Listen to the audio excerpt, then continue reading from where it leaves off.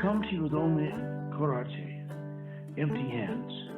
I have no weapons, but should I be forced to defend myself, my principles or my honor, should it be a matter of life or death, or right or wrong, then here are my weapons, karate, my empty hands. I come to you with only karate, empty hands.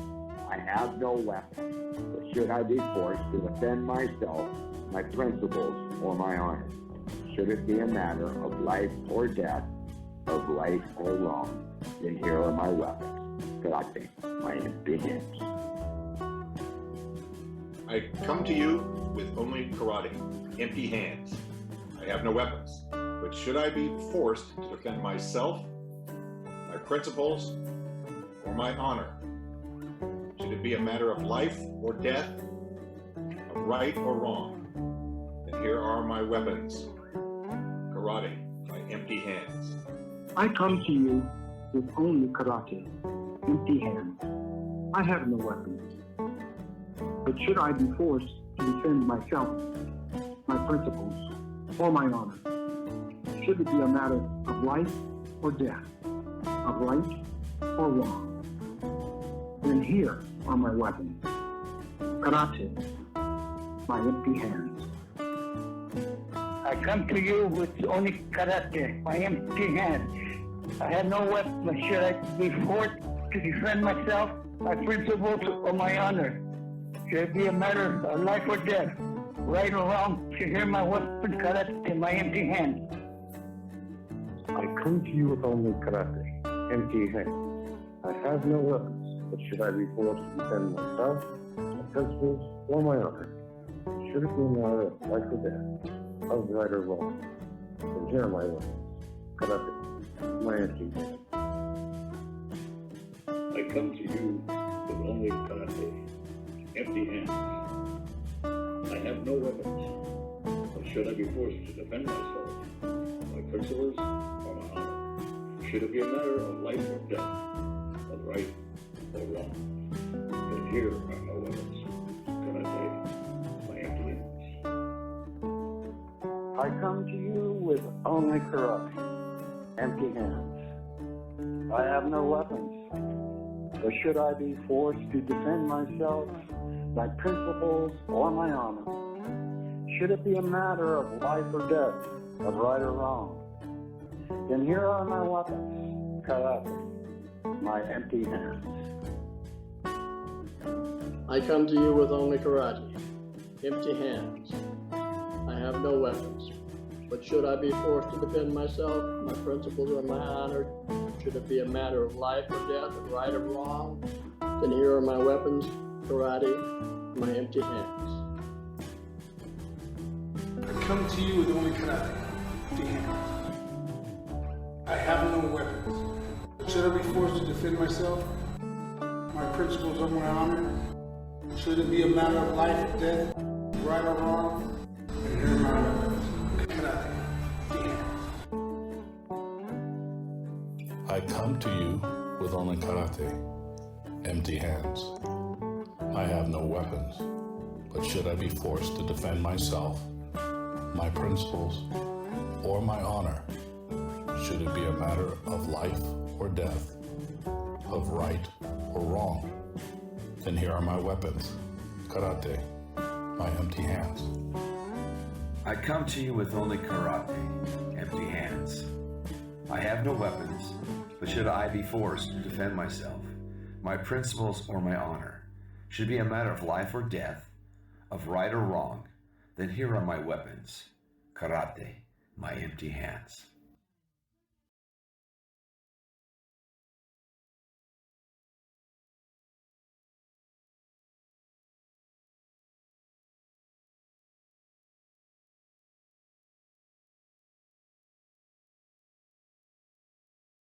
Hi, this is Paul Casey, the Kenpo Karate Hall of Fame, educational video series. We'll be discussing today and reflections of Senior Grandmaster Edmund Parker. We'll have personal interviews with some of his closest instructors discussing their life with Ed Parker. I hope you enjoy this as we pay tribute to the founder of American Kenpo, Parker, and we will begin with that. Before we go any further, I would like to take a moment to welcome a very special guest. I've grown to really admire him as a human being. He is one of the people that is amazing. He has a path that he's chosen, and his talent speaks volumes. I've been very fortunate to ask him to do some things for me, and I am humbled by his work. His talent is amazing, but what's more important is the spirit that lives within him. So the Kenpo Karate Hall of Fame today is going to focus right now on Edmund Parker Jr. Hello, Ed. Welcome. Are you here? We have you unmuted.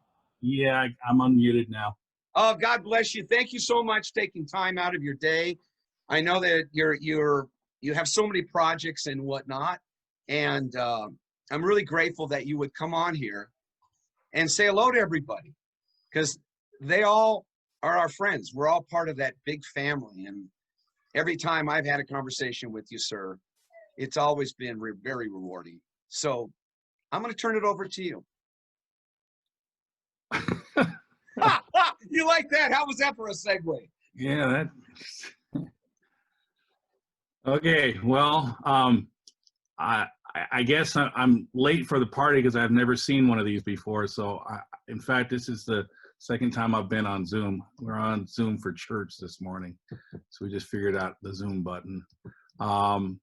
Anyway, I recognize a number of faces here. I grew up with a lot of you guys, and it's nice to see you guys are all aging well. As you can see, so am I.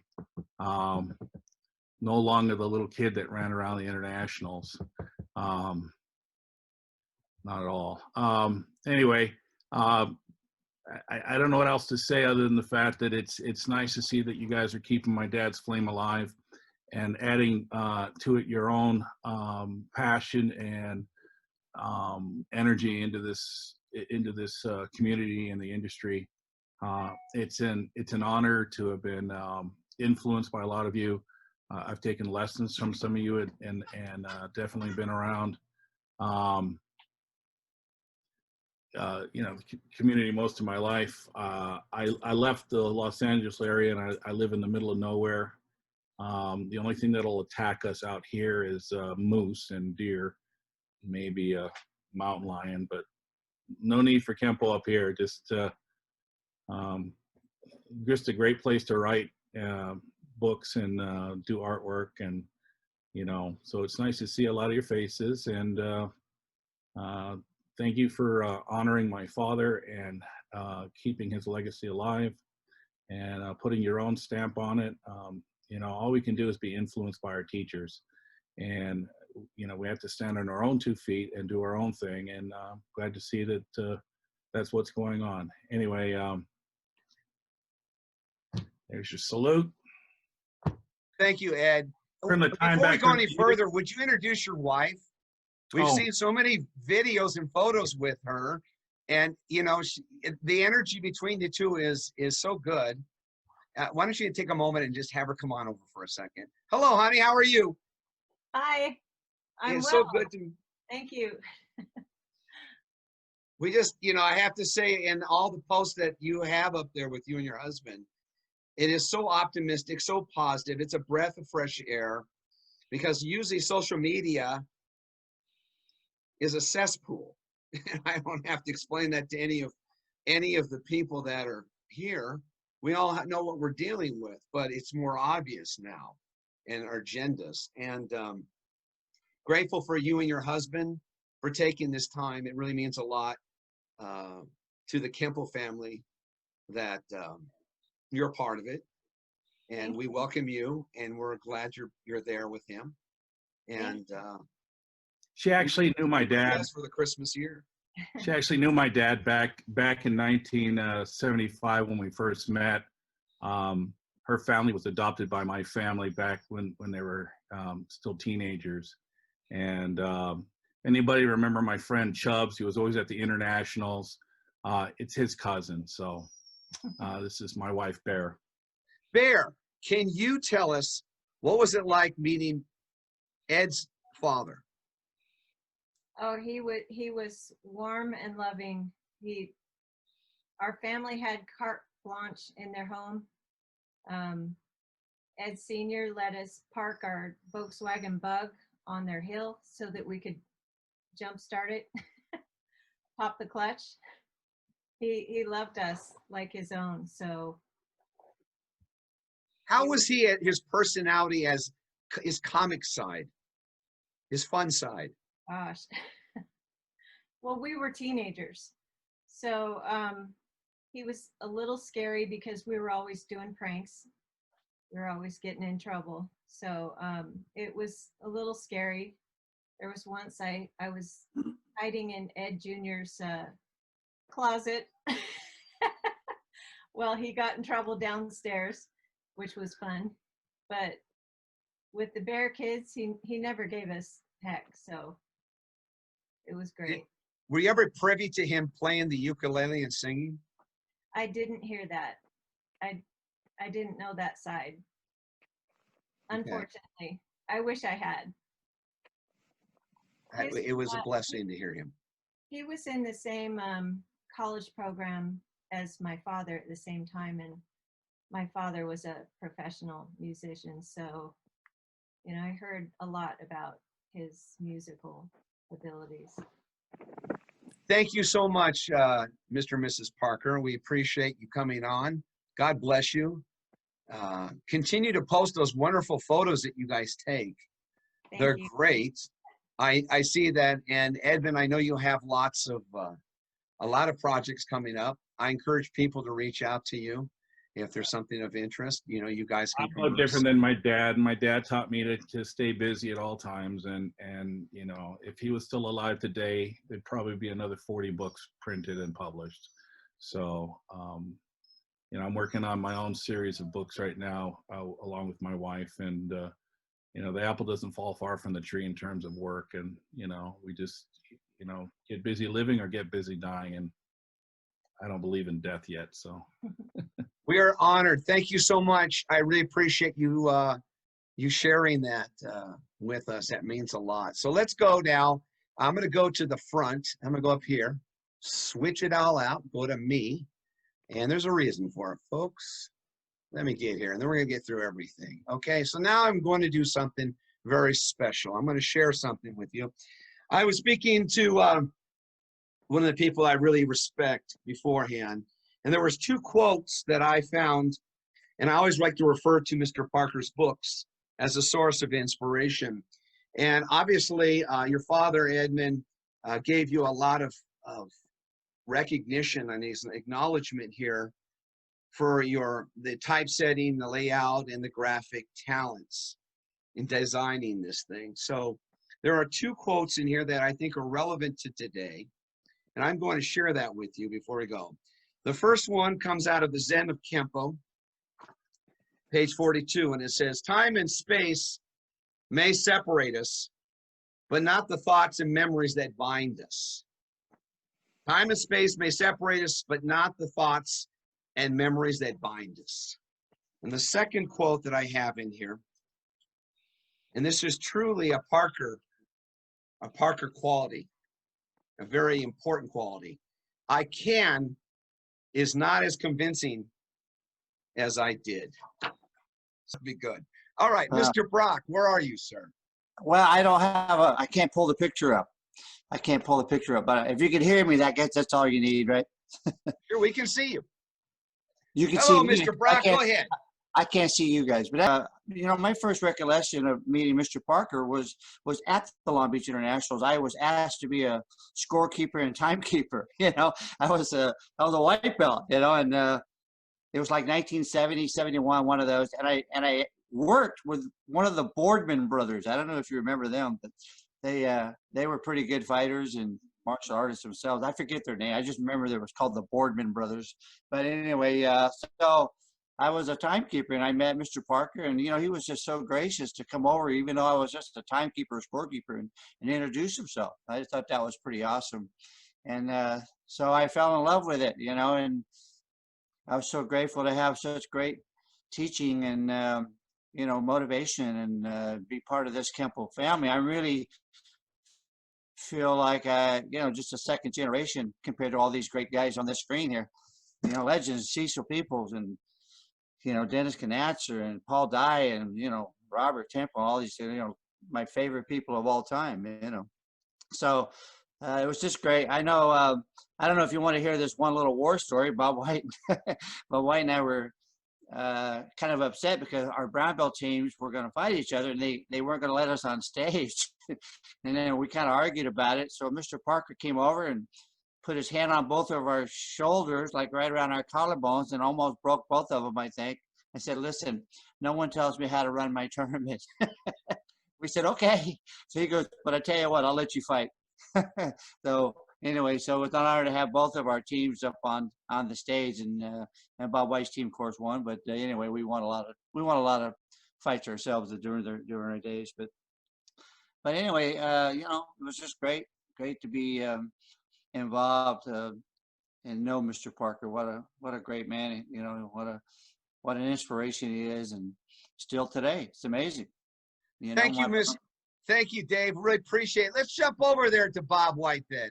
Hello, Mr. White. I see you also have another person there with you, Bob Mitchell.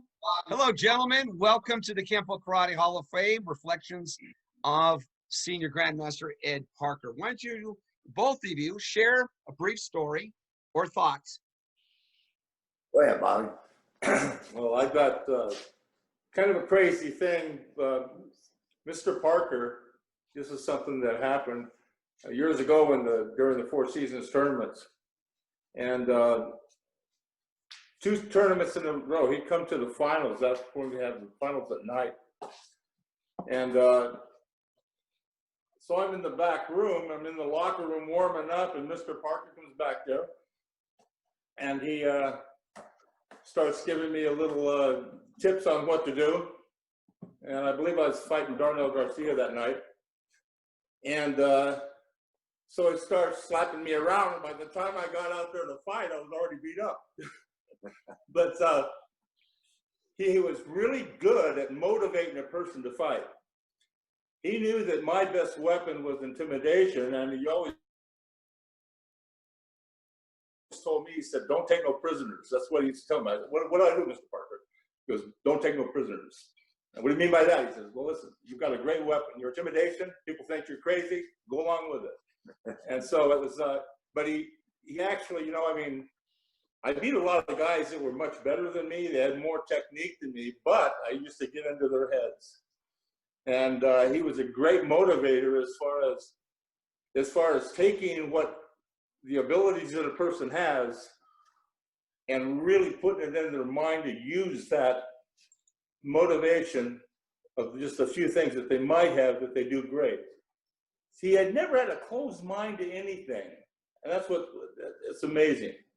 Thank you, Bob. I appreciate it. Mrs. White, Barbara, how are you inspired by Ed Parker's teaching or his system? Well, I think, and I firmly believe that the more I learn about Kenpo and the more I teach Kenpo, the more I see how brilliant Kenpo is and how there's not a detail that is left undone.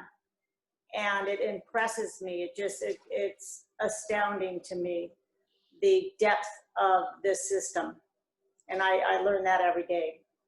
Thank you. Keep on inspiring those young people. They love you, and it's obvious in the photos and the smiles that we see when you guys post that. It's so good. Thank you very much. I appreciate both of you.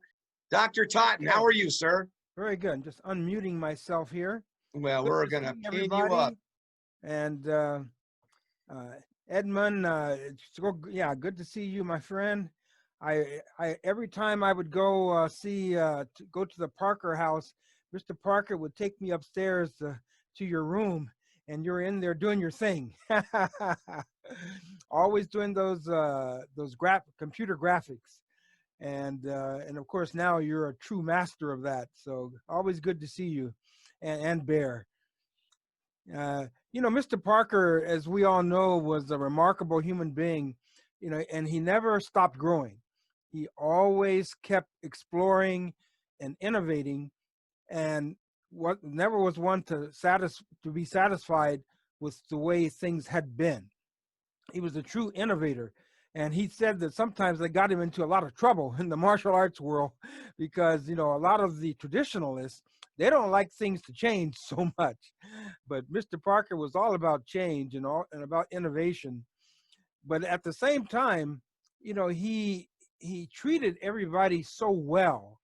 And in fact, my number one memory probably of Mr. Parker is just how well you felt in his presence. He devote 100% of his attention to you if you're in his presence. And he elevated you and brought you up to a higher level, because the way his brain worked, he was always thinking and always trying to take things to a deeper and higher level. And I know we all appreciate that quality about him to this day. Thank you, Dr. Totten. I really appreciate you coming on. And we'll have more of you in a little bit. While we're on this right now, let's go over to Patty and Paul Dye. Look at you, all smiling. It's good to see you. I haven't seen you in a little while. Paul, Patty, we've had long interviews with both of you on the Kenpo Hall of Fame. But can you briefly just share with us a moment of inspiration in your dealings with Ed Parker? Well, one of the things I loved about Mr. Parker was his ability to speak to you and talk to you about what things were important to you in your life. I used to go to the Pasadena school with my books when I was studying for my degree, and I took the kids with us, and he would sit down and he would talk to both of our girls, ask them questions about their life, tell them stories. They'd all be laughing. Then the girls would go off and Frank would play music for them in the office or something on his guitar. And he would talk to me about family and school. And we talked about his education. But one of the things that always came back to in education was his ability to speak in front of an audience and to be such a wordsmith and use the language that would fit the people that he was talking to. And it didn't matter how small the room or how large the room, he would command the room and always make you feel welcomed. And he was very warm and caring. Thank you. I really appreciate that. And I wish you the very best for the holidays. Let's go over to Daryl Vidal. Hello, Daryl. How are you, sir? One of our Hall of Fame members from, I believe, 2019. Am I correct, sir? That's right. That's right, Paul. Thank you. Can you give us an insight on your dealings with in the Kenpo system? If any involvement with Ed Parker or meetings or just inspiration? You know, it's funny because I'm getting up there in my own age, but as I look at this group, it's like these are all the real founders of systems and people that I really look up to. I mean, this whole group, Cecil Peoples and Paul Dye. I met a lot of you in the last Hall of Fame, so it was great. And Ed Parker Jr. I mean, I haven't seen you both in a long time, but it was really great to see you. But I really don't have a lot of great stories. I mean, I would see him at the internationals when I was younger, and a couple of years we attended the judges meetings that he would have before the internationals. And this is in the 80s by this time. And for me, he was just a legend. So just to see him and his presence when he walked through the room was just something that something to behold. So I was always in awe. I only met him a couple of times. So, but I love hearing the stories, and that's why I joined in today to make sure. Thank you so much, Daryl. You're one of my favorite people. You have a kind heart, and you're always willing to put your hand out to help. Thank you. I hope the holidays are beautiful for you and your family. Great. Let's Great go over to see Cecil everybody, Peoples. too. Cecil, how are you, sir? Look at you. All dressed up. This is an occasion. You've got the gi on. Oh my God, this is great. Folks, this is a first. Okay? I don't put it on Hello, that Cecil much. Peoples. Welcome. Thank you. Can you hear me? Yes, we can, and you look great too. Oh, okay. Yeah, like the other gentleman, I didn't have a lot of personal meetings with Mr. Parker.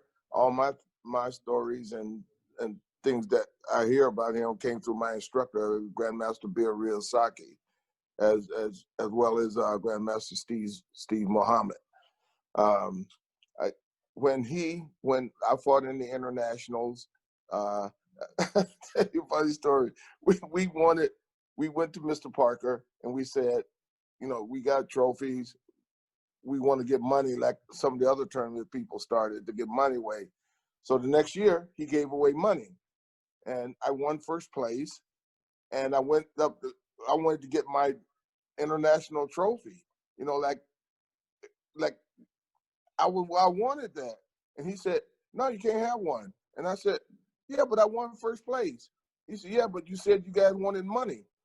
So we gave you money." And I said, "Can you take the money back and give me the trophy?" And he said, "No, because I only made so many.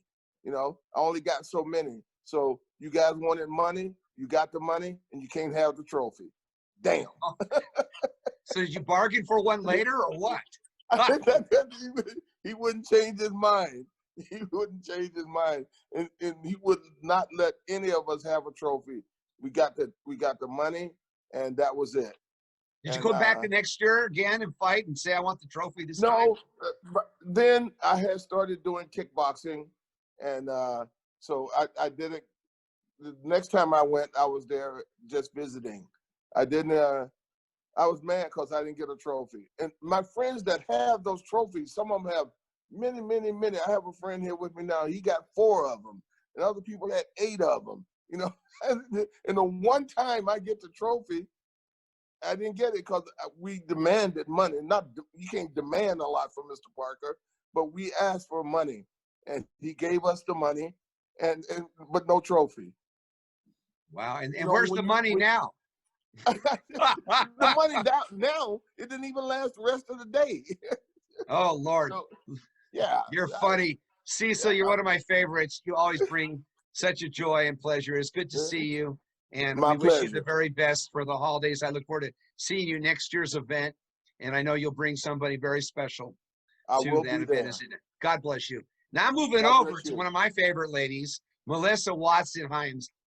Hello, Melissa. God bless you. You look like you're enjoying the beautiful weather in California. It's been beautiful here, seeing as it's been averaging freezing in Colorado. So I bet you're glad to be here then. I am enjoying it here very much.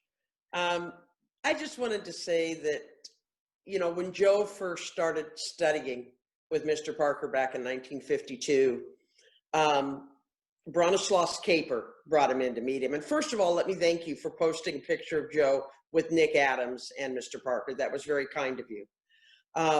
Anyway, he went in with the idea that he would get enough information to write a couple of stories. He had no idea it was going to lead to 54 years in the arts. And, he never wanted to compete.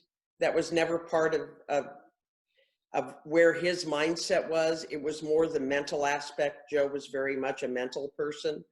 And Mr. Parker just really led him to appreciate and to love what martial arts was all about. And Joe had enormous respect and admiration for him. Can you share with us one personal story of the humorous side between Joe and Mr. Parker? Oh, you know which story it is. I'm going there. Go ahead. You can share it. Don't worry. If you don't like it, we'll edit it. Not.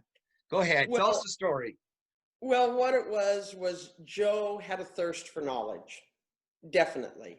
And he had been with Mr. Parker he had received his black belt already at that point. And at the internationals, he met Jimmy Wing Woo. And so he went and started studying with him. And he didn't stop with Mr. Parker, but Mr. Parker got so angry that he went there that it caused a little bit of a rift, but it was only because Joe had such a thirst for knowledge. He wanted to compare the arts. He wanted to see, I mean, after all, he ended up with 15 black belts or certificates. I mean, that was just who he was, that he learned more and more and more. And, but it was wonderful that prior to Mr. Parker's passing, the two of them had become friends again and you know, renewed that friendship because they really had a huge history together. Yes, they did. Thank you so much, Melissa. It's so good to see you. God bless you. I look forward to seeing you at the next Hall of Fame dinner, if it's possible, in all your travels. Yeah, thank you so much, dear. Brian Duffy, legendary. It is good to see you. Thank you so much for being a part of the reflections of Senior Grandmaster Ed Parker. I call them perfect Kenpo moments. Can you share one or two with us? Sure. Mrs. Dye talked about how Mr. Parker would visit with her and her daughters, and I have a story as well that talks about you know, his humanity, because he was a great person. We all know what a great martial artist he was, but those of us who had a chance to actually interact with him know that he was just a wonderful person as well. I was bringing Mr. Parker into Texas for seminars once or twice a year back in the mid-'80s. And one of the first times we brought him in, I think I picked him up at the airport, and I had my son, who was 3, with me, and my daughter, who was 7, was in school. My wife was at work, hadn't gotten off yet. And so we were at the studio, and I had to go pick up my daughter from school. So I left Mr. Parker there with my 3-year-old son, you know, just for a little while. And my wife got back before me, and when she got back, she found my son and Mr. Parker sitting in the middle of the mat making paper airplanes. And he was showing my son all the different paper airplane designs that he knew. And he told a story about how when he was in grade school, their school sat up on a cliff overlooking the beach, and the kids used to throw paper airplanes out the window and see whose airplane would go the farthest. And he said his designs had always been the ones that won. But, you know, just the fact that he was so comfortable sitting there with my 3-year-old son, and just what a, you know, wonderful, loving person that he was to so many people, spoke just tremendous amounts to me and to my wife as well. You know, so it was a very touching moment for us. Thank you, Brian. It's you know, you've come on many times to onto the Hall of Fame and offered information or thoughts or opinions or just knowledge, and it's truly an honor to have you on here today and share such a personal story. Thank you very much. Thank you. It's a pleasure to be here. Thank you very much. Let's go to another good friend of mine that I like. Let's go, Darwin Jones. How you doing? Did you see the photo of you in the beginning? Yes, I did. That's a long time ago. You know who gave that photo to me? Mr. Dimmick. That was so you got to chase him down for that one, okay? Right, that 1970 at the Internationals. I have a quick Mr. Parker, Bruce Lee story. Sure. That evening at the finals, I was preparing to fight for Grand Champion, and Mr. Parker was speaking with Bruce Lee in an off area. And when Bruce Lee was done speaking with Mr. Parker, he walked over to me, extended his hand, and introduced himself. And I thought, why does he want to meet me? But he wanted to borrow some of my shin gear for the guy that he was demonstrating on, because they would do the full gear in demonstrations. So that was my Bruce Lee moment. My only mistake was I didn't have a photo taken with him, but you had the memory, and that's even oh, more most important. definitely, yeah. Can you share a personal insight of inspiration that you had between you and Mr. Parker? Anything comical? You're laughing, so it's got to be good. Share it with us. Come on. Come on, Darwin. I know you well enough. You'll say something here. Come testing time in Downey, we would wait to see Mr. Parker's black Eldorado pull up to the front of the school. And we were terror-stricken, even though he was the kindest, gentlest man. We were terrified. Terrified?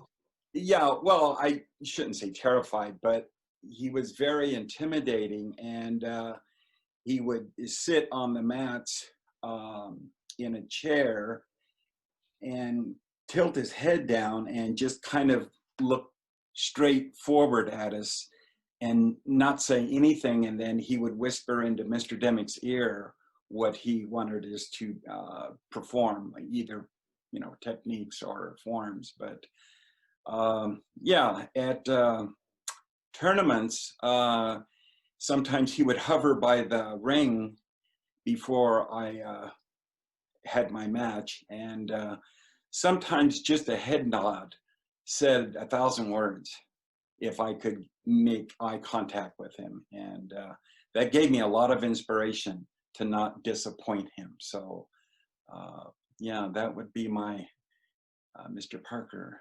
experience. Darwin, I don't think you ever disappointed Mr. Parker. Thank you so much for sharing those stories with us. I wish you the very best for the holidays. I look forward to seeing you at next year's event. Let's go to Robert Ashmore. Hello, Robert. How are you, sir? Welcome to the Kenpo Karate Hall of Fame. Reflections of Senior Grandmaster Ed Parker. Do you have a story you'd like to share with us? Hi, Paul.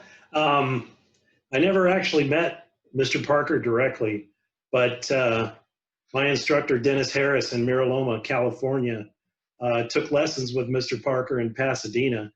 And Mr. Parker was such a gracious man that he allowed Dennis to record just about every session he had with him. So through that instructor, I got to see the brilliant mind and workings of all the guys that worked out, all the seniors that worked out in Pasadena, and got to live those lessons with my instructor.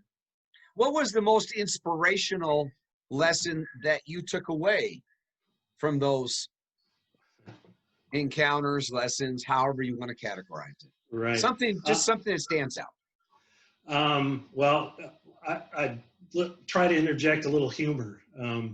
Mr. Parker always, from the videos and the what I was told and what I'd heard, was quite a comedian at times. And sometimes to get a point across, he would use humor if something wasn't going correctly. So not to offend anybody, and I know this can be edited out, but one that always cracked me up was the Polish mine detector, tapping of the foot and fingers in the ears. And that's left a lasting remembrance for me. Thank you, sir. God bless you for coming on. Look forward to seeing you future Hall of Fame educational video series. We're going to go to the humor side. Let's go to Senior Master of the Arts, Dennis Conaster. So we're talking about a little humor. Sir, tell us a little story about humor about Mr. Parker. Well, one day we was in his living room. We just finished a lesson, and we were going to go eat. And he was putting his shoes on. And so he reaches down, grabs his shoes, and he stands up on one leg, and he starts putting his shoe on. He's hopping all around. And I'm kind of still laying on the floor, and I started laughing. He goes, "Hey, what are you laughing at? You know, don't laugh at me." And I said, "Well, why don't you sit down and just put your shoes on instead of hopping around?" He goes, "Hey, I can do this." And so he eventually did put his shoes on, did the same thing with the other foot. And I'm just laughing. He looks at me kind of harsh and says, "Come on, get up, let's go." You know, so he just had his moments where he just had to do something, you know, a little bit funny and out of the norm. I always enjoyed when he would hear a good joke, he'd like to repeat it. Can you tell us a little bit about his name? I thought there was a question I got here on the chat from somebody about his middle name. Well, his name is his middle name is Kealoha. And I don't know if, most people probably know what that means, but it means the beloved. And obviously from 30 years later, the art is still growing probably like crazy. It's still, even though it's like the banyan tree with many different offshoots and so on and so forth, it all stems from him. And, it's just amazing, that the beloved one is still loved. That's why this show, and it's so nice to have all these people on there. All of them are just incredible people. And so it just shows you how important this man was and is, and we're still passing on his legacy, each one of us. Thank you, Dennis. Appreciate that. Let's go to Robert Temple. Hello, Mr. and Mrs. Temple. Hello, Robert. How are you, sir? Can we unmute you? Okay. Oh, there she goes. Go ahead. Go ahead. I talked to Steve Muhammad the other day, and he was talking about you during the filming of Enter the Dragon when they shot the scene. So why don't you tell us a story about Mr. Parker, and then maybe share even a little bit about that scene. Okay, first of all, I want to say to all you guys, thank you so much. Mr. Parker has done such a wonderful thing of just bringing people together, and he's not even here, and we're still together. And I want to say to each and every one of you guys, thank you for your encouragement, your inspiration. I see Sijo and Dave and all you guys who really, because of who he was and what he did for all of you, again, it's causing me to continuously desire to be a better martial artist and a better person. So I want to say thank you. And my time with Mr. Parker was interesting because I've seen him at the internationals every year. Again, I had an opportunity to put more personal time in with him, but I didn't. I didn't because wherever my head was at the time, I didn't understand that we're not here for as long as others might believe that we could be. And if I would have known what I know today, I would have made sure I put in some personal time with him. But I had one experience that was tremendous and inspiring to me, where we were at an event, a kickboxing match at the Hollywood Palladium. And I can tell you guys, I don't remember anything but this one thing, that Mr. Parker came and said something to me. And what he did for me, because my desire in the martial arts and competition was to just share with him how my instructor studied his art and shared with us. And anytime I fought because I wanted my instructor's senior instructor, to see the work that he was doing with us in this art of Kenpo. And Mr. Parker at this event came and just gave me the biggest hug that anyone ever gave me.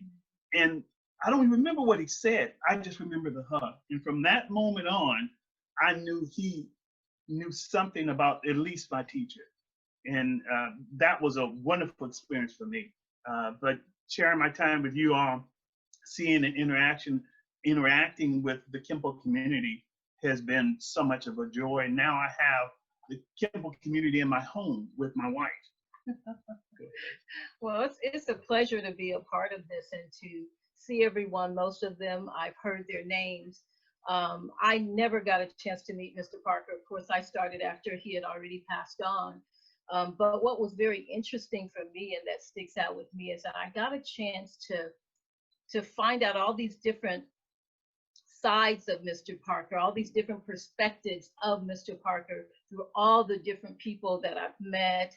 I've had opportunities to speak with Mr. Sullivan, with Mr. Trejo, with, Mr. Pick, Edmund. We did a little bit of work together. He was doing certificates for us, so I got a chance to meet him on a few occasions and talk with him.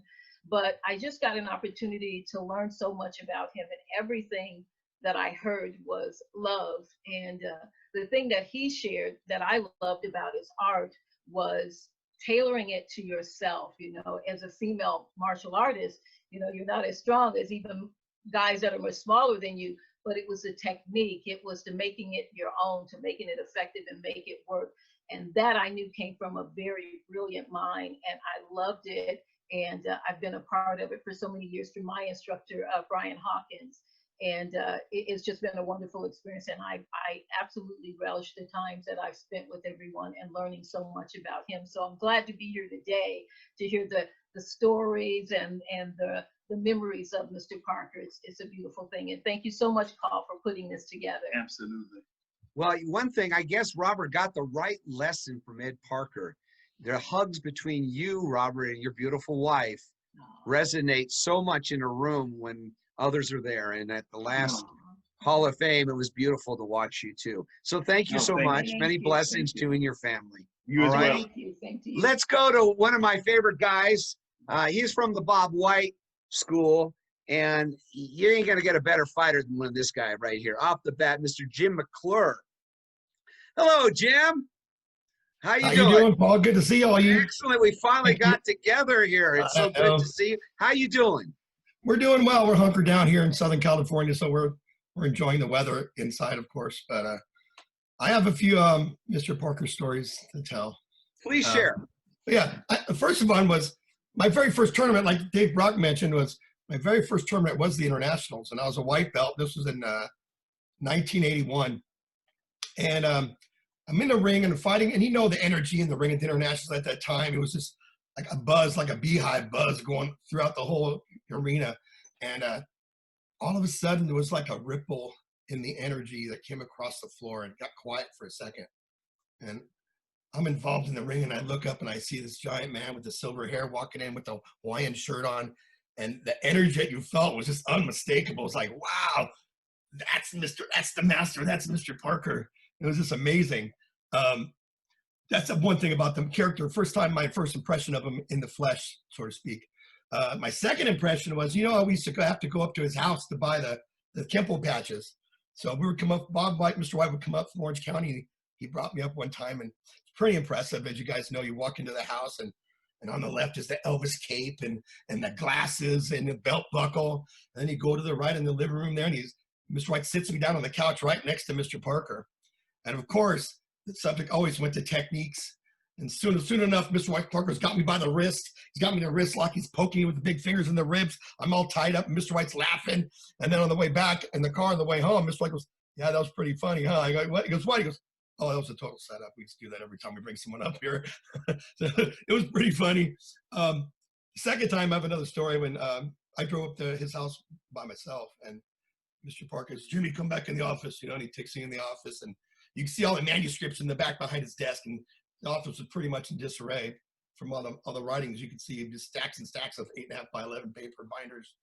And he goes, "Jimmy," after I give him the patches, of course I gave him the money first for the patches, and he goes, "Jimmy, Kenpo was only good about from 6 feet or closer. After that, you need this." And he goes, bam, and this little picture was on the end of the wall, on the end of his desk, and swings open, and there's a Pearl Handle 45 automatic sitting in there. He goes, "After 6 feet, you need this."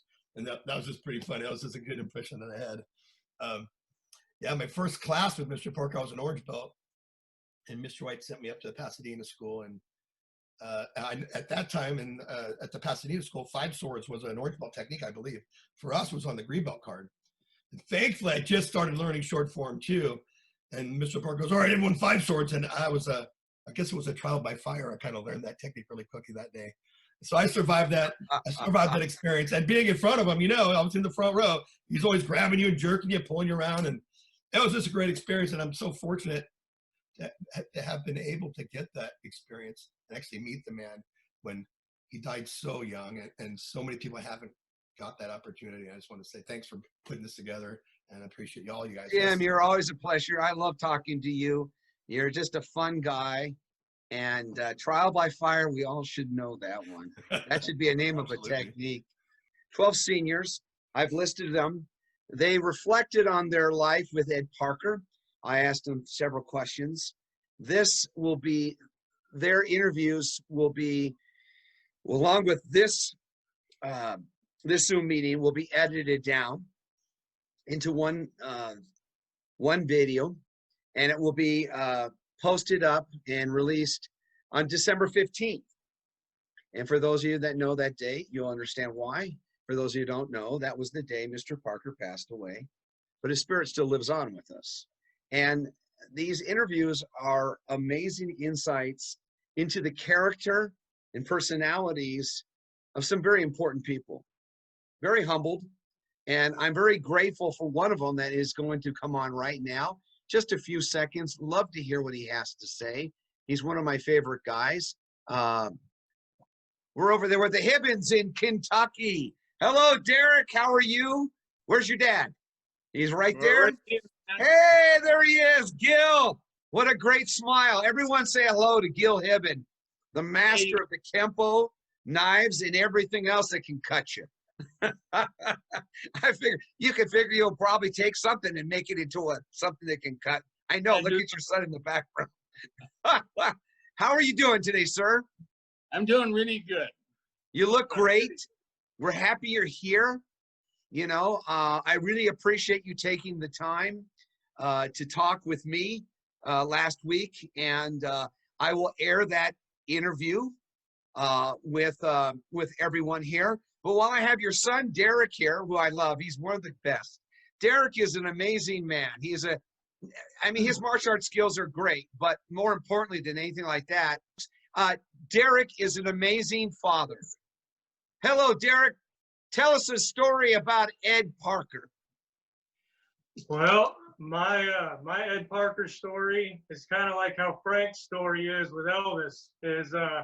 I never got to meet Mr. Parker, but he sure knew who I was. And sure he did. Edmund and Ed's my brother from another mother, and you can edit this out later, but we've got a long running joke that we're two lucky sperm. We sure made it. And what are you laughing for, Patty? something that I am very honored and humbled to have is that I got my black belt 20 years ago. And when I got my black belt, there's a whole lot of you watching that were here for that. A lot of you kicked me and punched me too, thanks. But the belt that I got and the belt that I wear is the black belt that Mr. Parker gave my father. So I feel like there's a part of Mr. Parker that was passed down to my father, that my father passed down to me, that I am now passing down to my daughter. Wow, thank you for sharing that story. I've never heard that story. Thank you, Derek. God bless you. The very best for the holidays to you and your family. You're amazing, amazing people. We all love you.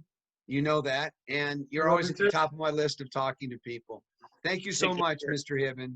God bless you. You're amazing. I'm going to go over to another friend of mine that I really enjoy, Marty Zaninovich. How are you, Marty? Good, Paul. How about you? Great. We've talked in the past about your relationship with your teachers and obviously with Ed Parker. Why don't you just give us some insight, a little bit about Mr. Parker and how you knew him or some of the influences that helped you in your journey? My journey started out with the Labounty lineage, and I had great mentors there with Mr. Labounty, Mr. Kelly, Mr. Duffy, he was there, Mr. Jimenez, and it was a tough group. We knew Mr. Parker. I never had the intimate relationship with him at that time. We'd see him at the tournaments, at the internationals, and the stories were phenomenal. My first true encounter on the mat with him was in Tucson, Arizona, when he was teaching 1 through 6. And I think it was in 1980-ish. And when I was going through the moves, I think we were up to 4 by that time, and I was mesmerized anyway, just by his energy on the mat.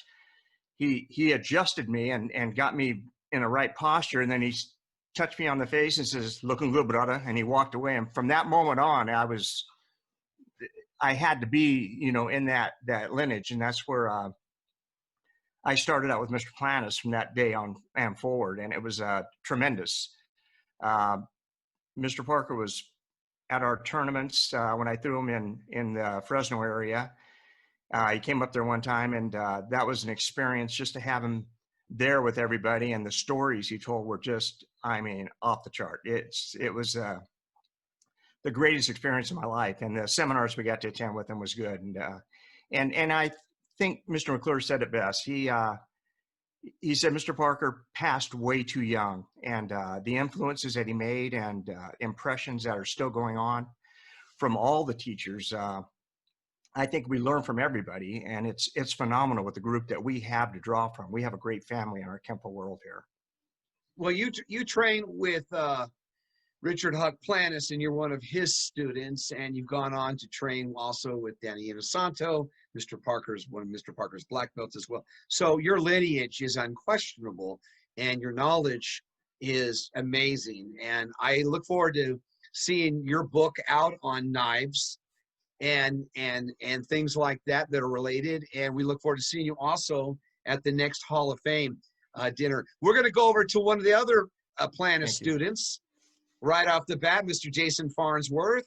Hello, Jason. How are you? You shaved. I did. Yeah, we were talking earlier. You had the gray going. Yeah, that's true. I did. I had. You look great. How you doing? How's everything going there in Ohio? Well, in the all right, upper moving on. Let's go to another question then. All right. So Jason, tell us about how you were influenced by Ed Parker. Well, first off, Mr. Casey, I'd like to say that I'm completely humbled and honored to be a part of the group of people that are on this. It's quite amazing. Unfortunately, I didn't start until June of '94. But what impressed me the most was the first time I walked into Mr. Steve Hatfield's class. He was teaching a brown belt class. And when I walked in, I sat down on the chairs looking for a new school to take some lessons from. And after watching Mr. Hatfield teach for not even 10 minutes, I jumped up off the chairs and I said, this is it. This is me. This is what I want to do. I don't want to do anything else. I said, this was actually in February of '94. And I told Mr. Hatfield, I said, when my job moves me down to your area in June, I said, I'm signing up. I'm going to be a student. I said, I'm going to sign up right now. And of course, he kind of laughed and kind of smirked and smiled and kind of gave me the, yeah, okay, here we are 4 months ahead. And, I tried to live there as much as I could, 3 and 4 days a week, 4 hours, sometimes 5 at a time with Mr. Hatfield. It was just been a wonderful experience. And one of the things that I've said to my students many times is right after I first seen Mr. Hatfield there in February of '94, I said, this art that was left to us has all the questions to all the answers I've ever had, and all the questions or the answers I've never even asked yet. So it's just a phenomenal art, and I love it ever since that first moment walking in the door. Jason, thank you so much. Keep on inspiring those students. Use the light of knowledge that Ed Parker left us, and your journey will be an amazing journey. And while we're talking about people with knowledge and have expanded on some of the most intricate parts of the Ed Parker philosophy of his infinite insights, I am very honored to have with me today one of my good friends, Todd Durgan, and his beautiful wife, Christy, is here. Hello, Mr. Durgan. How are you, sir? Are you still there? Todd is the creator of Face It Combatives, and it's an amazing program which expands upon the web of knowledge, universal pattern, and so many other concepts of Ed Parker that just be caught up in it, and the time will go by, and then you have to send him crazy little jokes or funny little cartoons to break it up. Todd, how you doing, Todd? We're doing really well. Thank you very much. I'm going to share something, and then I want my wife to share an experience she had where she actually got to talk on the phone with Mr. Parker, but unfortunately didn't get to meet him. Well, have her move a little closer to you, please. Come on, you can move over a little bit closer, sweetie. She's okay, gonna we're get holding. here.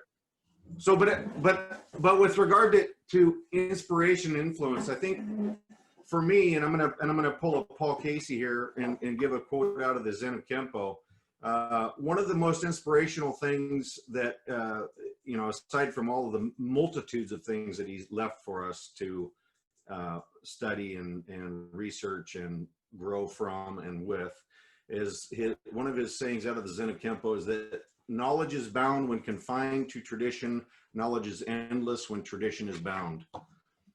And for me personally, anyway, that's probably one of the many great quotes or sayings that he left.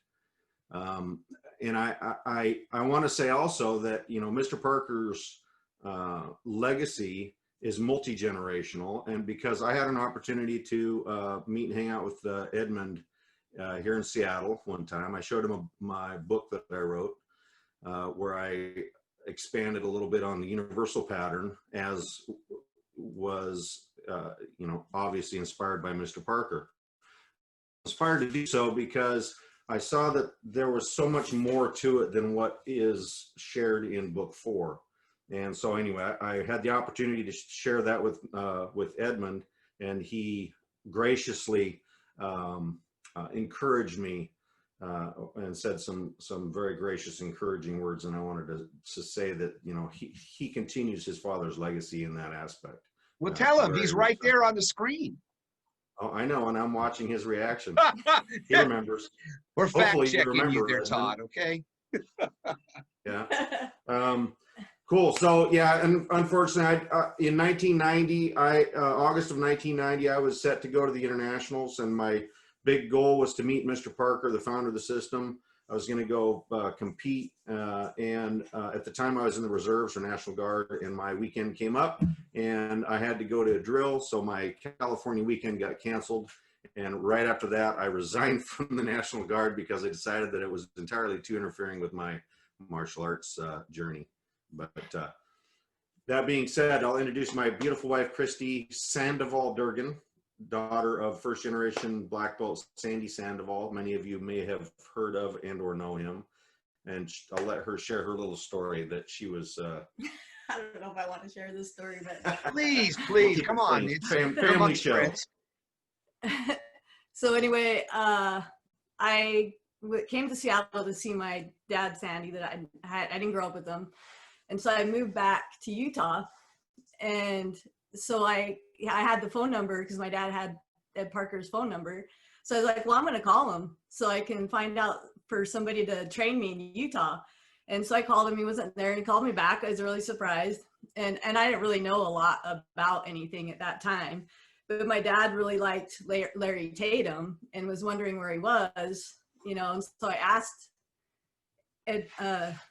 Mr. Parker about it, and he's like, well, Larry's no longer with us. And I thought he meant he was dead. And so for about 20 years, I was telling people that he was dead because, in my circle, they didn't know who he was, and some people that knew him didn't know. So for about that long, I thought he was dead till I met Todd. And she said something one day about Larry Tatum, and I know he died a long time ago. I said he's alive. We had him out for a seminar years ago. Oh my God! That's anyway, funny. That sounds like a movie. I want to say thank you to first Paul Casey and to all of the great people that are on here, all of the seniors that have influenced and affected my Kenpo journey. How much thanks, Paul Dye, Patty Dye, all of you. Great to see you on here. Thank you so much. Thank you, Mr. and Mrs. Durgan. It's truly an honor to have you on. And we're going to, I grew up in Pasadena with. He was up in Alaska for a long time. Now he's in Washington. Ruben, how are you? Doing good. How you guys doing? You grew up in Pasadena. You lived in the school. You trained under Frank, and you know Mr. Parker very, very well. Why don't you share a story or two, short story, quickly, about your relationship with Ed Parker? Oh, well, Mr. Parker, I guess the first one will be for the internationals. I was always at the studio, and Frank Trejo was there, and Mr. Parker comes up, and they go, we got to go to a Channel 34 Spanish station. Who knows Spanish? And Mr. Trejo goes, well, Ruben knows Spanish. So we go down there, and for one of the promoting his international, we went down there. I was in my gi, Mr. Trejo was in his gi, and Mr. Parker will be doing his talk and everything, and I'll do a demo with, well, Mr. Trejo will do the demo on me. And, you know, that was the first one. Went very well. The second time, he said, well, we got to go to the other Spanish radio station, and this was like 2 weeks later. So I go down there, but there was no demonstration this time. he put me on the spot where I had to speak my Spanish on television to promote the internationals. Now, my Spanish is okay, but to say something like that, and I was only a purple belt at the time, I was very intimidated, but Mr. Parker made me feel, humble, and he made me go through it, and Mr. Trejo was there on the side trying to make me laugh with his jokes. So those are the funny ones that I have. And then something that I will never forget is when we got married, he actually came to my wedding. And, he's a very special man. Thank you, Ruben. You're a very special person. I've known you since, about the early 80s when you were little, Ruben? Yeah. As Frank used to say. Now look at me. Now you're not. Well, he's a big man, folks. If you were to meet him, you would know what I'm talking about. Yeah, here's some of my pictures. Yeah, way back when. Yeah, just an amazing man who's overcome so many obstacles. But, the great strength of Ruben is his desire, his warrior spirit, and never allowing that to stop him. And, Ruben, it's a blessing to know you. Thank you so much. Well, it's a blessing to know a lot of you guys out there. You guys are true martial artists, and Mr. White, Cecil people, you of course, and everybody out there in the Hall of Fame. You guys are great. Keep the flame going. Thank you, Ruben. Have a blessed holiday season. I'm going to go to Vishal. Hello, sir. How are you? I am good, Paul. It's good to see everyone. I actually never met Mr. Parker. I started in 1988 in the Tracy system and certainly heard a lot about him. But, he definitely has had an influence on me because I get to know so many people that did know him. And, for years we had our Royal Family Kids Camp event, and we had many, many great Kenpo seniors come. And it was so much fun because inevitably they would all get together and just start telling Ed Parker stories. And I think you can tell the influence of the man with, like you said, it's 35 years later. And you've got 40, 50 people jumping on the line here to tell stories about a guy and how much he influenced them, and then, how much they've influenced me.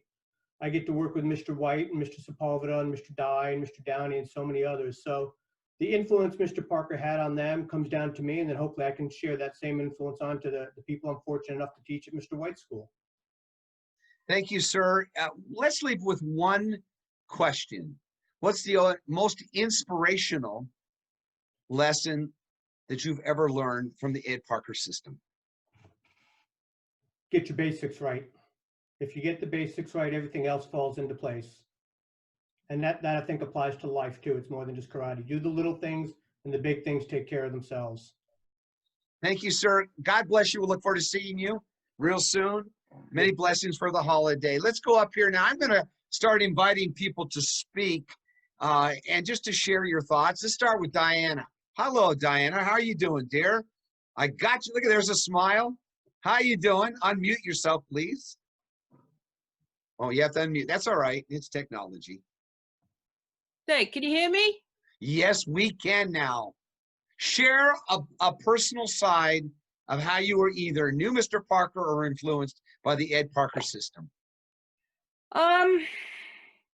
Well, I've actually been teaching people with disabilities our Kenpo system, and I'm currently writing a book to encourage other martial artists to do the same thing. And I've noticed how wonderful it is for them, the things that Mr. Parker has introduced. And I just have to say, they absolutely love doing it. And it really helps them on a personal level, to give them enthusiasm and just give them some get-goedness in their lives. Because quite often they are, looked down upon, I hate to say. And it gives them encouragement to make a better life for themselves. But sort of what I really wanted to say, when I started reading the Infinite Insights into Kenpo to do research for my book, I began to see that he was a genius. And they have been so helpful to me.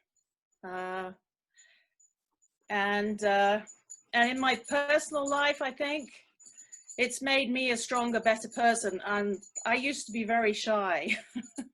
And now I'm out there teaching Kenpo. And it's changed my life, basically. I'm God a totally bless you. different person. Thank you so All much for right. sharing such an. You have a great smile. Continue to share that with these students, and your journey will be blessed. Thank you so much. Thank you, sir. Let's go over to Richard Post. Hey, Richard, how you doing? Richard Hey, Post, it's good to see you. If there's anyone that is truly inspiration, it is you.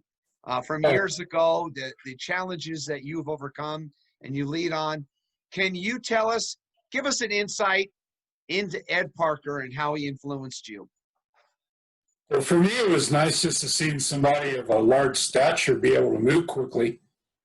You know, I was so impressed with his speed and accuracy and spirit and just overall presence. He was always very nice to me anytime I would ever have any dealings or discussions with him. He was quite an influence in my life, and my instructor, Joe Dimmick. For those that don't know, Richard, why don't you tell them how big you are? Tall, and so you're a large man. Well, you know, it's like in some circles, I've never been mistaken as a ballerina, but I'm 6'5" and weigh about 350 on a good day. Did you know Mr. Kelly? Tom Kelly, I've met him a few times. I got to see him at the Internationals compete in his last tournament right after the match, and you know he was always an inspiration. Frank Trejo, all those big guys, you know, watching him move. What was the greatest lesson you ever learned from Ed Parker? Never underestimate anybody, because the first time I saw him, my first impression, I heard all these wonderful things about Mr. Parker, and I'd never seen him before. And I was new to, or unfamiliar with Kenpo, but I had been training about a year or so. So I went to the Internationals, and my first impression of Mr. Parker, I saw him in the upper deck. He was all sprawled out. He had his legs out, his arms were out. He looked like he was taking a nap, and he had a bowl of nachos on his stomach. And he was just, you know, he'd kind of just eat them, and then he'd just relax. And I was thinking, no, that can't be the guy everybody's talking about. And then later on, I saw him do a demonstration at night, and I was just like, oh my God. I was just blown away. I just couldn't believe how impressive that man was. And like I say, he was always polite to me. Now, I'd save up and try to ask him questions every year, and he was always polite and, you know, answered me. And sometimes he looked like he'd just tolerate me, you know, with the stupidity of what I'd asked. But yeah, he was always very cordial to me.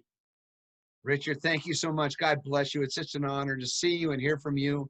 You always bring something very insightful. I wish you the very best for the holidays and many blessings. You too, sir. Thank you very much. Thank you. Let's go over to David. David, how do you pronounce your last name, sir? Last name Steyer. Steyer.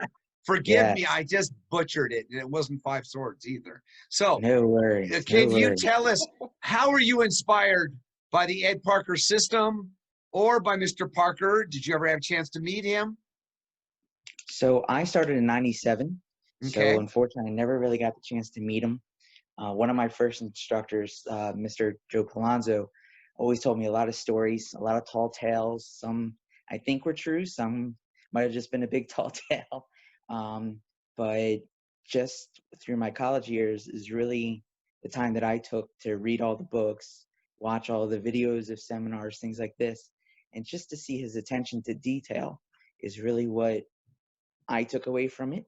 So when I'm working with my students or my current instructor, Mr. Francisco Viguru, that's really the biggest thing that we focus on, is really that attention to detail, which inspires me to really push myself to get better. What is your goal in Kenpo as you're being inspired by these books? My goal is really the same kind of thing that I'm hearing from a lot of people, just like Mr. Parker did, and my grandfather, he instilled in us, is just try and touch as many lives as possible to try and make things better for people. Thank you so much. God bless you for coming on. I hope you have a wonderful holiday season. You too. Thanks. Let's go over to Eric. Hello, Eric. How are you? Fine, thank you. Didn't expect Welcome to the Kenpo Karate Hall of Fame. We're reflecting on the senior grandmaster, Ed Parker. Did you ever get a chance to meet Mr. Parker? I did. I started early 80s. So when I was a junior brown belt, I went to his seminar. Must have been 88-ish. I was part of the Northern California crew. So my head instructor was Vinton Koklich, assistant was Diane Tanaka, and then grew up with John Sepulveda and then Bob Lyles up in Sacramento. Beautiful. Can you share an insightful story? What did you learn from being in that seminar with Mr. Parker? Actually, I want to talk about my black belt test. I tested that's for even my better. black belt. Yes, so June of 1990 at John Sepulveda School, I tested for my black belt. There's probably about 20, 25 of us testing anywhere from second brown up to third black. And Mr. Parker walked in, we were all at attention. I wish somebody told me the test was going to be 2.5 hours long and that I should pace myself because I was spent in the first 5 minutes of just doing drills. What impressed me the most, though, was, well, there was a few things. But one was he had split the technique lines into two, advanced versus first degree black and below. And at a certain point, he said, okay, let's get a knife out there and let's get a gun out there. And he started doing advanced knife and gun techniques with this advanced group. And it got to a point where he called them all out. He said, you know what, you are all getting stabbed and you are all getting shot. And it just hit me as a brown belt who was testing for black, like, hey, this guy's willing to, he's got a standard. And I very much appreciated that, even as an 18-year-old. Got my black belt. I remember when he hit me with an open heel palm strike that moved me back about 6 inches. And I mean, my eyes were watering, and I was shocked that somebody could hit with the heel palm that hard. And then, sadly, well, I took photos with Mr. Parker afterwards, only to find out that my mother did not put film on the camera. Oh, no. Yes, exactly. Yeah, we didn't have cell phones back then. So yeah, but sir, you know what? You still have that perfect moment in your mind, and you're sharing it with us, and we can all visualize this. Yeah, At least I can. If you've been hit by Mr. Parker, you'll know what I'm talking about. Eric, thank you so much. Wishing you the very best in continuing in your quest of the martial arts, and you're always welcome to come on here and join us anytime. Yes, thank you for letting me share. Let's go. Joe Ribello, welcome. How you doing, Joe? I'm in awe. I'm having a great time listening to everybody's stories. This is awesome. Well, Joe, you're sort of an Ed Parker historian. We found that out to be, but it's been on the previous. They love it. I always bring you in for that. So tell us a couple of stories. Give them just some quick. Sure. Well, I came in kind of late. I came in 1983 with Mr. Parker's second visitation to New England, and I was very fortunate to start on the ground floor in regards to that. Again, followed Mr. Parker around like a groupie, as many of the seminars as I could go to. Opened up one of Mr. Parker's first American Kenpo studios, not the franchises, but one of the American Kenpo studios in New Bedford back in 1985. And just had a lot of great experiences. A lot of times, you know, we hear to hear is to doubt, to see is to be deceived, to feel is to believe. I got to feel a lot. I got to believe. I was a believer. Mr. Parker would demonstrate a lot of times at various seminars on me, and that's how I knew the system worked. And one of the funniest phrases, Mr. Parker would hit me a particular way, and I would sit there and say, Mr. Parker, how do you do that? He kind of give me this weird look, and I go, I'm sorry, Mr. Parker, let me correct myself. How do you do that? Because when you hit me with this hand sword, you almost knocked my contact lenses out of my eyes. Or when you hit me with this heel palm, I thought you were going to compress my cervical vertebrae, and I thought the back of my head was going to bounce into the middle of my back. You know, and so there was a lot of those magical moments in seminars where you really got the feel. And as Mr. Parker felt more comfortable with you, the harder he hit you. And, you know, there's a couple instances from hearing everybody talk, you know, about like competing. I had the honor and privilege and pleasure of competing in front of Mr. Parker in forms competition doing short form 4, which many people say doesn't exist. but I actually got to compete in front of him doing that form. And also was the first person in New England to be in the top 10 in New England competing with Mr. Parker's forms back in 1989. But when people talk about the Infinite Insights, and I want to share 2 incidents that happened at a seminar in New Bedford, 1988. And a person was signing a book to Mr. Parker, and he went, "Oh, thank you, Master Parker." And Mr. Parker got this slightly, almost indiscernible kind of look on his face. So I had to ask him, I said, "Mr. Parker, why is it you don't like the term master?" Joseph, he says, "First of all, my only master is my Lord and Savior, Jesus Christ. And second of all, Joseph, in order for there to be masters, there have to be slaves. And I never want any of my students to be a slave to me." It was funny because later on that same night, he was going out to dinner after the seminar, and he said, "Joseph, would you like to join us for dinner?" And I made the mistake of saying, "Oh, Mr. Parker, I don't know if I'm worthy to do that." And I got the Ed Parker laser beam glare. I know what it's like when Ed Parker looks at you and it looks like he's about to take you out. And I don't mean the dinner and a movie. And he looked at me dead in the eyes. He went, "Don't you ever say that you're not worthy to go to dinner with me." I went, "No problem, Mr. Parker. I'm more than happy to go." So Joseph, tell us a funny story. Oh, okay.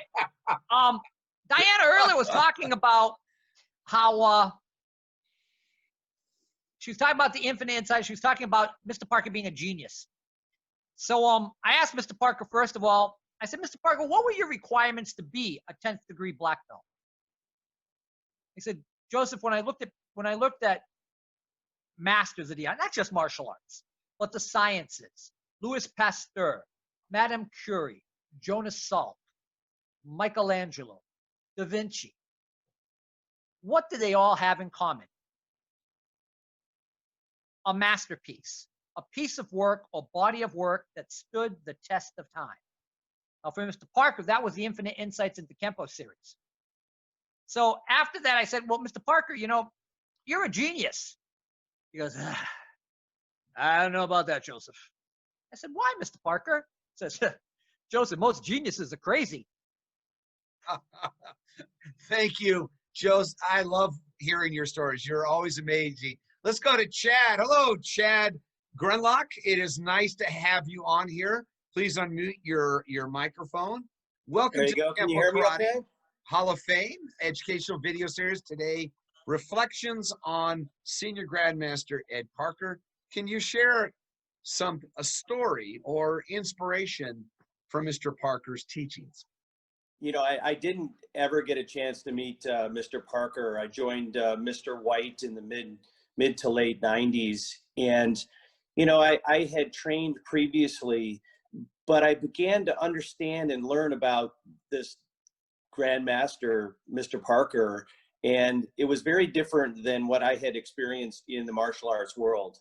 And as I grew to learn more about him, read some books, talked to Mr. White, more seminars, and learning about the significant influence, the worldwide influence that Mr. Parker had, and more so being a technician myself, understanding that he created the style. And again, I think it was stated by Mr. Shukla, who I trained with quite a bit, it's all about the basics, and the quality and understanding of the level that he took things to were just something I can greatly appreciate. It would have been such an honor to meet him in my time, but I live vicariously through all the people that are on this call, and hopefully I can continue to learn more about who he was and the type of guy he was, influencing the art, but also just as a person. It seems like he would have been a fantastic person to meet. Thank you, Chad. I really appreciate that. So we're going to Mr. Robinson, how are you, Smith & Wesson? I guess the other ultimate style of Kenpo. Yeah. I heard that many times. I wasn't expecting to talk. This is kind of definitely interesting. So I met with Mr. Parker actually through Mr. Conaster back in the early 80s, and I tested for my second degree with him in 1985. Interesting story. I have one. Well, I have a few, but probably the funnest one I have is I was actually renting a room for Mr. Conaster, and I was getting ready for a full contact match, and I was out running, and Mr. Parker was in town doing seminars, and he was staying with us.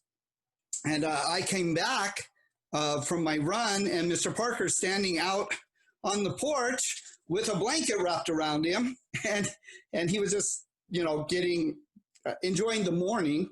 And I kind of come running up, and he's like, "Hey, so what are you doing?" And I'm like, "Well, I was getting ready for a fight." And the minute I said that, oh, his eyes lit up. He's like, "Oh, so let's go." And he starts, "So well, how are you going to do this? And how are you going to do that?" And he started helping me with my stance, my position. And he was real fascinated about full contact. And he was talking about, you know, hitting with the entire body and everything. And so, I mean, for me, it was very impressionable because, you know, being around him and Mr. Conaster and Mr. Duffy and stuff, you know, I was always kind of definitely in the background, just in admiration of these gentlemen.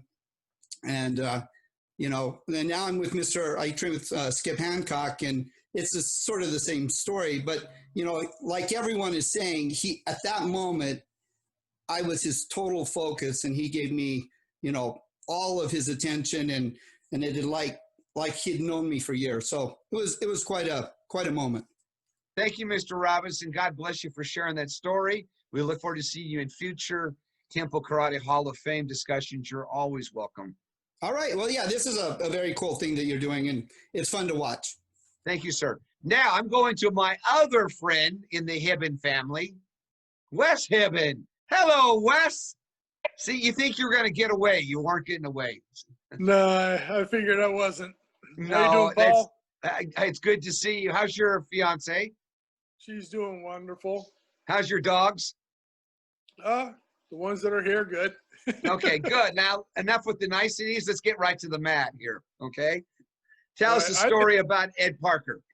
I had never met Mr. Parker. So when I got into Kenpo, by the time I was the age where I could start studying, we were living in Alaska. So at that time, any trips to California to the internationals was dad only. But I know through him that my father and my mother both, because my mother was a first brown, so she did long four in the internationals.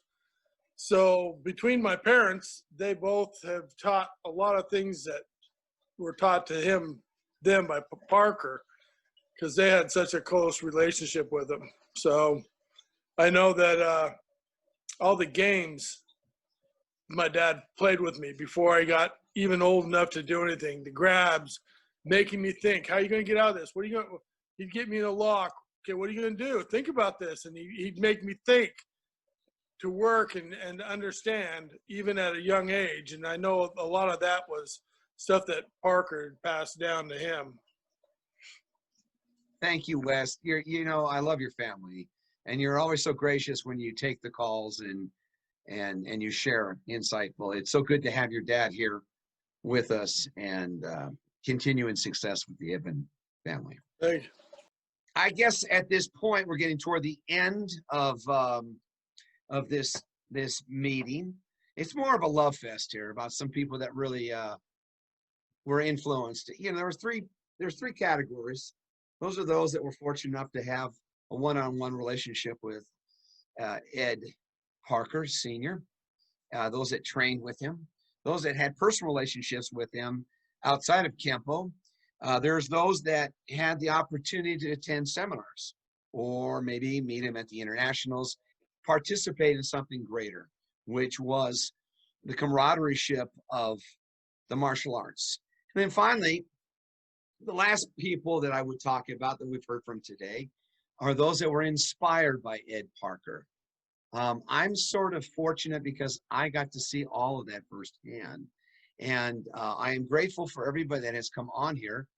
Anyway, the best part about it is that when I was starting Kenpo, started with Steve Aaron, and he was one of Mr. Parker's first black belts. And I went up and became a green belt. And at that point, My first tournament. You never forget your first date, your first win, your first car accident, and your first karate tournament. My first karate tournament was something very special. It was on November the 12th, 1978, 42 years ago. I was a baby. And it was held at the East Los Angeles College in Monterey Park. And it was produced by Dan Rodarte and Frank Trejo. I competed in it as a green belt. Look at this, folks. How's that for a piece of nostalgia, huh? Now, the reason this stood out to me, besides being in the tournament, was that I got my ass handed to me by a BKF guy. I'd never fought one of these guys before. So that was very quick, and Tall Bear was the official, for those that knew him. And I felt like my head was being slices, like I was in Dave Thompson's butcher shop, and he was cutting back pieces of ham. So that went over very quickly, and then I left the ring, and I met Frank Trejo. And Mr. Trejo saw me, and he pulled me aside, and he says, look, I know your instructor. I know that patch. He was one of my instructors. And he asked me a question. He said, do you know why you lost? And, you know, a young green belt, I'm going, yeah, the guy beat me. You know, he said, no. You understand what I'm asking you? He said, there's two battles in your life. There's the one in your head, and there's the one in the ring. And if you're not prepared here, you'll be killed in that ring. And the metaphor is life, about life. You need to be prepared in your life. I think Ed Parker did that for us. I think his writings, his books, his teaching, the teachers that we had, the people you've heard from today are inspirational for reasons, very good reasons, okay? Mr. Parker wrote a book, many books. And the Zen of Kenpo is one of them. That's one of my favorites. The first time I met Ed Parker was that day, November 12th, 1978. I was sitting against the judge's table in the back after this horrible defeat, sitting there by myself thinking, what am I doing here? And in walked this large man through the double doors with the brown tan coat, trench coat, and the salt and pepper hair. And I knew exactly who he was. I said, oh my God, that's Ed Parker. He was my inspiration. He was the Bruce Lee to me that people get excited about Bruce Lee. Ed Parker was, because I knew what he meant and what he had created. He turned and looked left, he looked right, he looked right at me, and he started walking toward me. And I thought, oh my God, why is he walking to me? And I'm looking left and I'm looking, and there's nobody there. And Mr. Parker, in true fashion of caring about everyone and people, walked up and said, hello, my name is Ed Parker. What is your name? And I told him, Paul Casey. And he said, I know your teacher. Are you going to compete today? And I said, oh, yes. Didn't have the courage to say I just got beat, but I didn't want to make that, don't ruin a first impression kind of thing. And he shook my hand. He said, well, I wish you the luck. That was the first time I met him. The last time I saw Ed Parker was in August of 1990. I went to the Vagabond in Long Beach. Frank was there. All of the seniors in the Kenpo were ready for the internationals. I saw Frank and he said, Mr. Parker, the old man, this was, he said that lovingly. Why don't you go say hello to him? He's in the back, and he gave me the room. So I walked over to that hotel room, and Ron Chappelle, Mr. Fisher, and several other seniors that would run the internationals for him were there. And he was sitting in a chair, and I could tell he was tired. And I hadn't seen him in some time because I'd been on the road, and he looked thin and worn out. But as soon as I walked in, the same enthusiasm that I saw in 1978 also came about. He stood up, he goes, oh, Paul. But now I'm Paul. Before I was just a green belt. I was Paul. Everybody out. I want to talk to Paul. We sat there and we talked for about 10 minutes, and he asked me a few questions. He asked me how I was doing, where I was going, things like that. And then eventually he ended up saying, is there anything I can do for you? Is there anything I can do for you? I said, Mr. Parker, you've done more for me than you would ever know. That's when he said, quit calling me Mr. Parker. Call me Ed. It's Ed. And I said to him, Mr. Parker, you will always be Mr. Parker. And he smiled and he wished me a lot of luck that day at the tournament. That was the last time I saw him. He asked me to come by the house and we we're going to get together and eat. I don't know why, but he offered that to me. So with his book, I want to leave this meeting of people that are here that are very important. This is a direct quote from Edmund Parker in the Zen of Kenpo. He says, the worth of a name is often measured by how far it extends beyond the grave. The worth of a name is often measured by how far it extends beyond the grave. As far as I'm concerned, Ed Parker lives and breathes through us every day. His spirit is here. We are blessed to have known him. But for Ed Parker and his vision to see something that was great, that could be shared with us together, we are part of his extended family. And I am grateful to every one of you for sharing your stories here today. I send many blessings out to you. Every one of you I know and I care about, and you're always welcome to join us here to share your insight into the Ed Parker system. With that, thank you very much. God bless you. Good night, everyone. Thanks, Paul. That was great, Paul. Thank you. Thank you. Thank you. Thank you, Paul. Ladies and gentlemen, have a great evening. Thank all of you. Stay safe. Thank you. Bless you all. Happy holidays, everyone. Thank you, Mr. Casey. Thank you. Hello, Be Richard. safe. Thank you, Mr. Paul. Casey. Happy holidays. Getting everybody's stories. Thank you very much for having us. Great discussion.